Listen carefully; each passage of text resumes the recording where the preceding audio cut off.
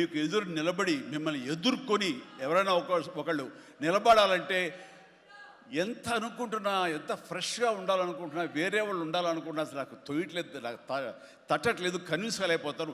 ఖచ్చితంగా నయనతార ఉండి తీరాల్సిందేనండి, ఎంతైనా సరే ఎలాగైనా సరే అన్నాడు. ఆ అమ్మాయిని తీసుకొచ్చారు, ఒప్పించారు. ఆ అమ్మాయి కూడా అంతా కోఆపరేట్ చేసింది. అండ్ నయనతార ఇవాళ రాలేని పరిస్థితిలో ఉంది కాబట్టి thank you Nayanthara, thank you so much. ఇక ఈ సినిమాలో సచిన్ కేల్కర్ క్యారెక్టర్ యాక్టర్గా అండ్ నాతో పాటు నా టీంలో చేసినటువంటి హర్షవర్ధన్, అలాగే అభినవ్, ఇతర నటీనటులు అండ్ క్యాథరిన్ కూడా మా టీంలో ఒక పార్ట్ లాగా ఉండి తను చేసి చాలా ఒక నిండుదనం గ్లామర్ తీసుకొచ్చింది. ఆ అమ్మాయికి కూడా అందరికీ ప్రతి ఒక్కరికి నా ముందస్తు శుభాకాంక్షలు తెలియజేస్తాను, అభినందనలు. ఇక ఈ సినిమాలో ప్రత్యేకంగా నేను చెప్పాల్సిన టెక్నీషియన్స్గా వస్తే భీమ్స్ అత్యద్భుతమైన మ్యూజిక్ ఇచ్చాడు, వెరీ ఆర్గానిక్ మ్యూజిక్. కేవలం డ్రమ్స్ తోటో కీబోర్డులతోటో వాటితోటో దడదడదడలాడించకుండా చాలా శ్రావ్యంగా లిరిక్స్ మాత్రం వినిపించేలాగా ఒకనాటి విజయ సంస్థ వారి సినిమాలు ఉండేవి. అంతా హాయిగా హృద్యంగా ఒక గోదావరి పడవ ప్రయాణంలాగా ఉండేలాగా ఇచ్చాడు.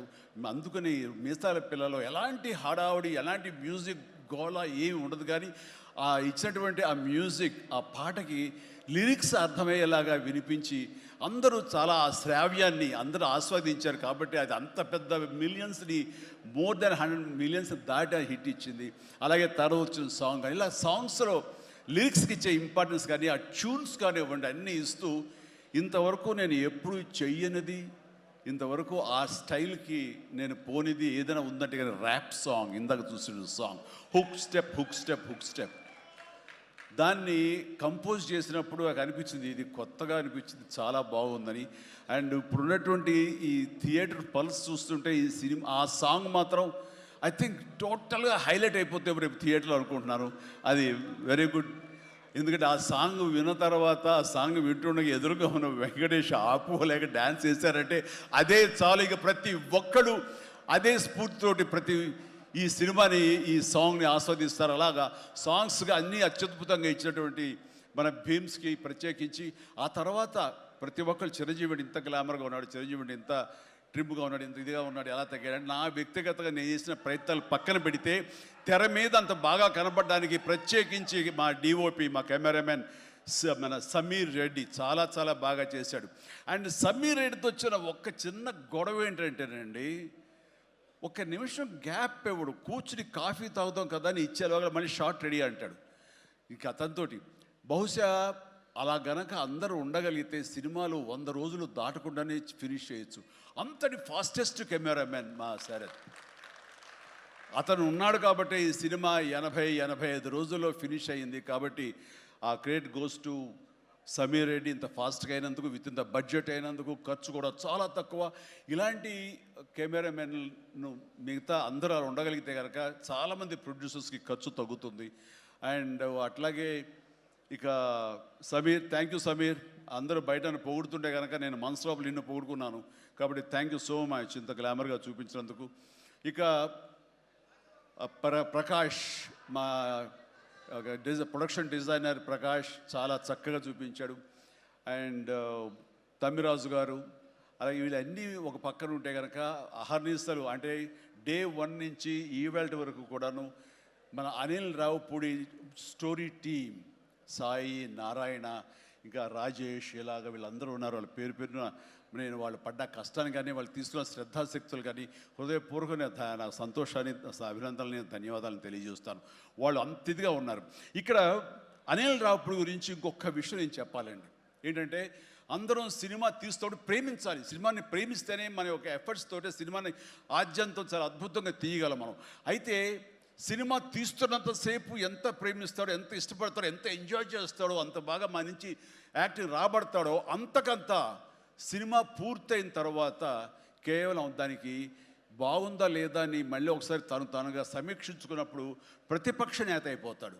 ఎదురు వెళ్ళిపోయి ఈ సినిమా ఎందుకు చూడాలి, ఈ సీన్ ఎందుకు వాళ్ళు ఎంజాయ్ చేయాలి, ఈ సీన్ ఎందుకు ఇంత ఇదైంది, ఇంత లెంగ్త్ అవసరమా అని దాని మీద దాన్ని ఏమాత్రం ప్రేమించకుండా ఐ మీన్ చాలా కఠినంగా ఎక్కడ లెంగ్త్లు ఎక్కువైనా సరే అన్నీ కూడా తీసేసి దాన్ని క్రిస్ప్ చేయడానికి కానీ ఆ సినిమా ఎంతవరకు అలరిస్తుందో అలరించేందుకు కానీ అన్ని రకాల ప్రయత్నాలు చేస్తాను. నాకు నచ్చింది అది. ఎందుకంటే నిన్న మొన్న వచ్చి ఒక మెయిన్ ఎపిసోడ్ ఏదో లేపేసావు, లేదు లేపేసావు అని అడిగాను.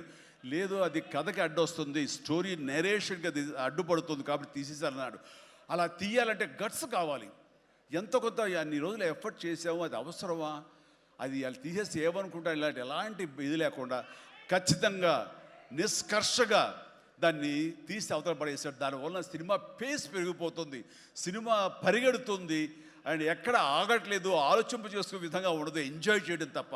ఆ రకంగా సినిమాని ఎంత ప్రేమించి చేస్తామో ఆ తర్వాత అది ఫైనల్ వెర్షన్ బిఫోర్ ఆడియన్స్ దగ్గర వెళ్ళేటప్పుడు మనమే దాన్ని క్రిటిసైజ్ లాగా క్రిటిక్ లాగా దాన్ని మనమే ప్రతిపక్ష హోదాలో ఉండి దాన్ని అన్ని రకాలుగా ట్రిమ్ చేసుకోగలిగితే అన్ని సినిమాలు చాలా బాగుంటాయని అనుకుంటున్నాను. అండ్ ఈ సందర్భంగా ఇక ఏమి లేదు, last but not least producers Sahu Garapati చిన్నవాడైనా సరే చాలా గుంభరంగా ఉంటాడు. ఎంతసేపటికి ఆ వర్క్ మీద తన ఇన్పుట్స్ ఏమి ఇవ్వాలనే దాని మీద ఆ ప్రయత్నాలు చేసుకుంటూ చాలా క్వైట్గా ఉంటాడు. ఎక్కడ కూడా ఏ రోజు కూడా ఏంటిది ఇది జాప్యం ఏంటి, లేట్ ఏంటి అనేది ఏమి లేకుండా అంత కంఫర్టబుల్గా మా అందరికీ ఏర్పాటు చేశారు. దానికి ఆయన ఎఫర్ట్స్ కానీ ఆయనకున్న ఆ లిటిల్ ఎక్స్పీరియన్స్లో తనకు ఉన్నదానికి దీనికి మనస్ఫూర్తిగా సాహు ప్రత్యేకించి నా హృదయపూర్వక ధన్యవాదాలు. మంచి ప్రొడ్యూసర్ని నాకు అందించినందుకు మీకు నా ధన్యవాదాలు తెలియజేస్తాను. అండ్ అలాగే ఇంకా నా బిడ్డ సుష్మిత, తను ఈ సినిమా నేను చెయ్యాలి, ఈ పరిశ్రమ రావాలి అనుకున్నప్పుడు ఈ పరిశ్రమ ఖచ్చితంగా ఆదరిస్తుంది అని అనుకున్నప్పుడు ఒకటి మీరు కష్టపడి పనిచేస్తే కనుక ఇక్కడ రిజల్ట్ బాగుంటుంది, ఇక్కడ ఖచ్చితంగా మీకు ఆదరణ లభిస్తుంది, మీరు సక్సెస్ అవుతారని చెప్పినప్పుడు కష్టం అనేది నేను చిన్నప్పుడు ఇంట్లో చూశాను. అలాంటి నేను కష్టపడడానికి ఏమాత్రం నెరవను, ఏమాత్రం బెదరను, ఖచ్చితంగా చేస్తానంటూ ఈ సినిమా తనతోటి చెయ్యమ్మా ఇద్దరు కలిపి చాలా మంచి కాంబినేషన్ అవుతుంది అనుకున్నప్పుడు ఆ సాహు గారు పడి తను బెస్ట్ కాంబినేషన్లో ఈ సినిమాని చేసి ఈ సినిమాలో ఒకసారి అయ్యో ఎందుకు ఇంత కష్టపడుతుంది, ఇంత కష్టం అవసరమా నాకు అనిపిస్తుంది తండ్రిగా. కానీ ఒక బిడ్డగా కేవలం ప్రొడ్యూసర్గా నేను మా నాన్నని మా హీరోని నేను ఇంప్రెస్ చేయాలి, ఆయన ద బెస్ట్ నేను ఇవ్వాలి ఈ సినిమా అంటూ తను కూడా ఈ సినిమాలో ఒక మామూలు టెక్నీషియన్ లాగా మామూలు ప్రొడ్యూసర్ లాగా తనంత కష్టపడి చేసింది. నేను ఒకటే సంతోషిస్తాను, తనకి అన్ని విధాలుగా అన్ని కంఫర్ట్స్ ఉన్నాయి, అన్ని రకాలుగాను తను ఈ సినిమాలు చేయాల్సిన అవసరం లేదు. తన ఫ్యామిలీని చూసుకుంటుంటే కనుక గడిచిపోతుంది ఈ జీవితం అంతా. కానీ అలా కాదు, నేనేదో సాధించాలి, నువ్వు సాధించి చూపించావు, లైఫ్లో ఎంతోమంది మార్గదర్శకంగా ఉన్నావు, అలాంటి నిన్ను ఆదర్శంగా తీసుకుని మేము ప్రూవ్ చేయాలి అనే దాంట్లో ఉంది. అండ్ అలా చేస్తూ ఈ రోజున ఈ సినిమా డెఫినెట్లీ హిట్ అవుతుంది. ఇలాంటి గర్వకారణమైన సినిమాని తండ్రిగా నాకు గిఫ్ట్ ఇచ్చినట్టుగా తను భావిస్తుంది, ఆ సంతోషం తను పొందుతున్నానని తెలుసు. అండ్ అలాగే కాకుండా ఈ రోజున ఈ పరిశ్రమలో నాకు చేదోడు వాదోడుగా ఉంటూ నాకు భుజం కాస్తూ అన్ని రకాలుగా నాకు అండదండలు అందిస్తూ నాకు మరో బిడ్డ అనిపిస్తూ అండ్ ఇంటికి పెద్దదైనందుకు ఆ పెద్దరికాన్ని తను సొంతం చేసుకుంటూ నాకు అన్ని విధాలుగా చేదోడు వాదోడుగా ఉంది. అది థ్యాంక్ యూ పాప. అందరి ముందు ఇటు పక్కన అమ్మ ఇటు పక్కన ఉంది. ఇది రామ్ చరణ్తో పాటు నాకు మరొక బిడ్డ, అలాగే మా చిన్న పాప కూడా అక్కడ టీవీ చూస్తుంటేమో. థ్యాంక్ యూ నాన్న, ప్లీజ్ ఇదే రకంగా ఉండండి, ఇదే కష్టాన్ని నమ్ముకోండి, ఖచ్చితంగా భగవంతుడు మీకు ఆశీస్సులు అందజేసి ఇలాంటి విజన్ ఇస్తాడు. అండ్ మేము ఎంత ఇచ్చామన్నది కాదు పాప, మీరు ఎంత సాధించుకున్నారనేది నాకు మరింత గర్వంగా అనిపిస్తుంది. నువ్వు ఆ దిశగా వెళ్తావు, ఆల్ ద వెరీ బెస్ట్. ఆ తర్వాత ఇక చాలా దూరం వచ్చారు, మీరు అందరూ కూడా చాలా జాగ్రత్తగా వెళ్ళండి. మీ తల్లిదండ్రులు అందరూ కూడాను మిమ్మల్ని చూసి ఆనందపడాలి, మీ యొక్క సుదీర్ఘమైన జీవితాన్ని చూసి వాళ్ళు ముచ్చటపడాలి. అండ్ ప్రతి వాళ్ళు ఏదైనా సాధించాలనే ఒక దీంతో ఉండాలి. కాబట్టి నాకు తెలుసు నా అభిమానులు ఎప్పుడు కూడా నన్ను ఇన్స్పిరేషన్గా తీసుకుని మీరు అభివృద్ధిలోకి వస్తారని తెలుసు. And thank you. ఇదే అభిమానం ప్రేమ మీరు నా మీద ఎప్పుడు చూపించాలి. Thank you so much. I love you all. Photo